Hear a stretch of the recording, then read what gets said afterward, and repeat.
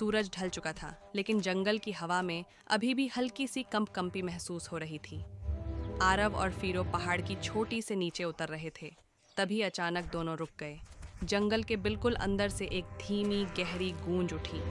घूं घूं। फीरो ने कान खड़े किए। आरव ने घबराकर फुसफुसाया, ये वो आवाज़ नहीं है जो अभी समाप्त हुई थी। जंगल फिर से शांत हो गया, बहुत ज़्यादा शांत। अचानक पेड़ों की छाया लंबी होने लगी, धीरे धीरे खींचती हुई, मानो किसी अदृश्य शक्ति ने उन्हें पकड़कर खींच लिया हो। आरव का दिल बैठ गया। फिरो उसके आगे आकर खड़ा हो गया। उसी समय उनके सामने सफ़ेद धुएं का एक घूमता हुआ गोला बना और वही सफ़ेद रहस्यमयी लोमड़ी फिर प्रकट हुई।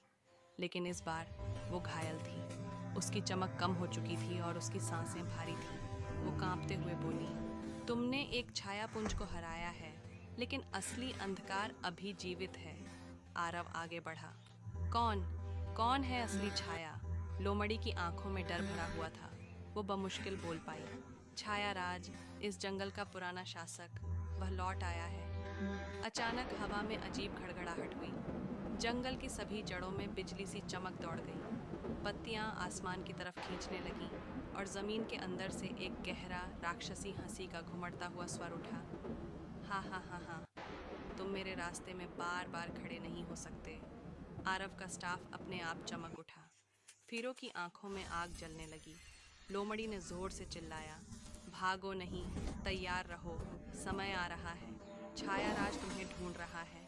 और वह अचानक हवा में घुलकर गायब हो गई। आरव और फिरो एक दूसरे को देखते रहे। जंगल पर दोबारा अंधेरा उतर रहा था, लेकिन ये अंधेरा पहले से कहीं गहरा था, कुछ ऐसा जिसके लिए वे तैयार नहीं थे।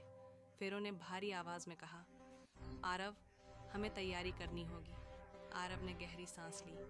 हाँ, ये लड़ाई पिछले वाली से बहुत बड़ी होगी। दोनों पहाड़ की चोटी की ओर फिर से मुड़े।